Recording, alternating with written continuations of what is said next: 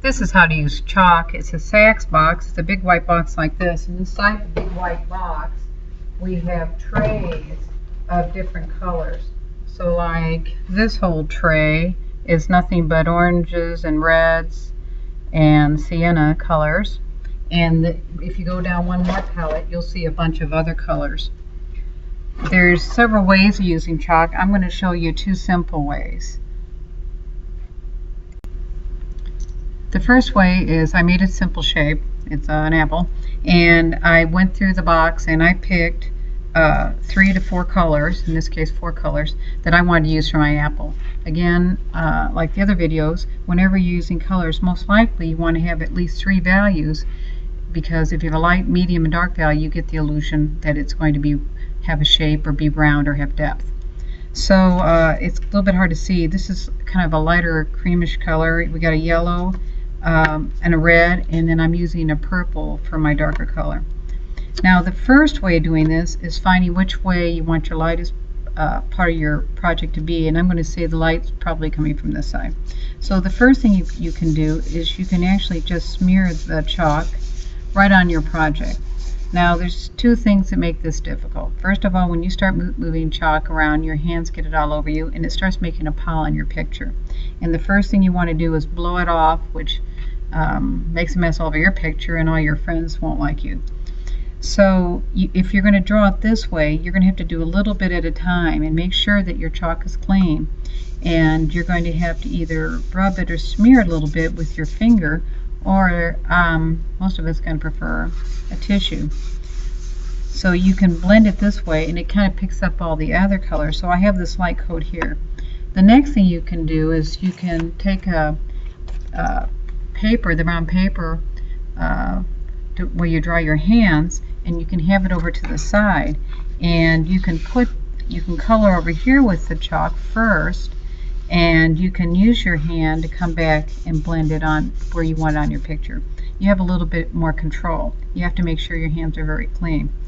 Also, if you'll notice, all the chalk we're using is very nice. The kids have put it back and it's very clean. But if you do have some dark or dirty parts on your chalk, make sure you clean it off on the paper towels first before you use it on your picture.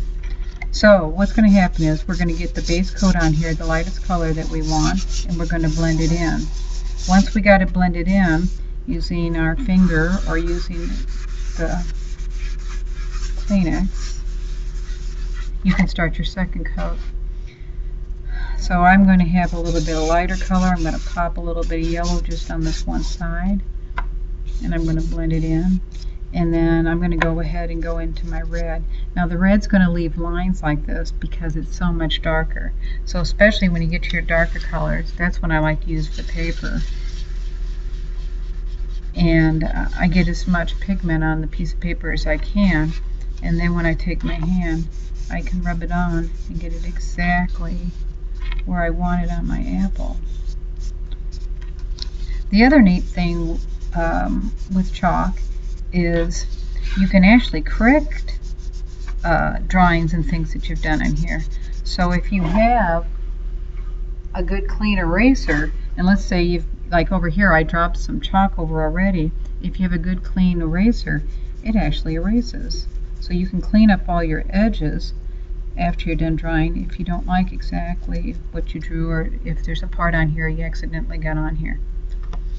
So you can finish this up. Make sure you have at least 3 values to make it look round or real.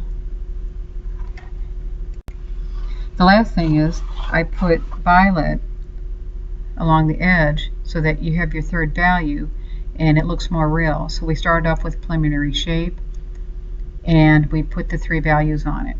The second way of using chalk is blending.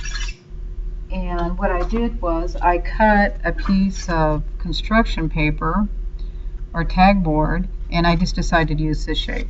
So what's going to happen is I'm going to start by coloring on top of the paper. Now I'm using yellow, and I'm getting enough pigment on the paper that when I take my finger or my Kleenex, I can rub it up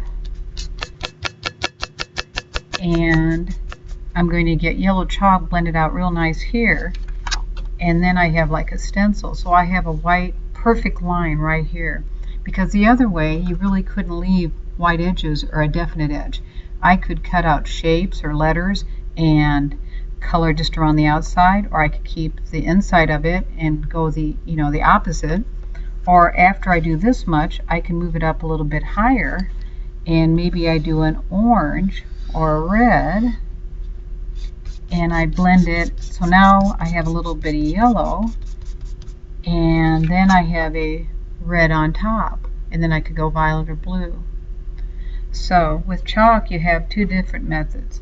You can draw with your pencil first, so you could do your preliminary shape, and then you can put all your blending with your fingers, or you can use a tissue, or you can use a stencil.